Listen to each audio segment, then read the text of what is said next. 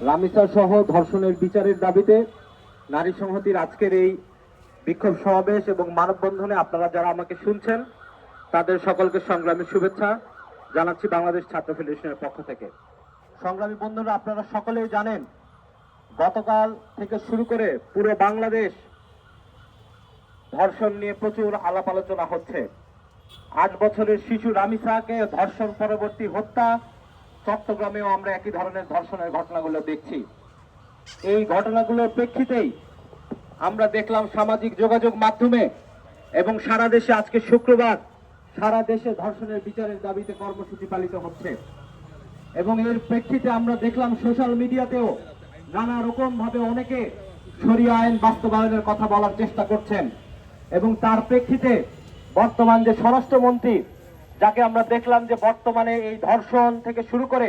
আইন শৃঙ্খলা পরিস্থিতির যে অবনতি, সেই অবনতিতে তিনি কার্যকরভাবে কোনো ব্যবস্থা নিতে পারেন নাই। কিন্তু শরিয়া আইন বিষয়ে যখন পাবলিকলি বলা হচ্ছে যে পাবলিকলি তাদেরকে এনে হত্যা করতে হবে, এই ধরনের আইনের যখন বিরোধিতা করে সেটাকে তিনি বলছেন যে এই মধ্যযুগীয় বর্বরতা চলবে না, তখন আমরা দেখছি বাংলাদেশের প্রধানতম রাজনৈতিক দল, বিরোধী রাজনৈতিক দল জামাতি ইসলামী,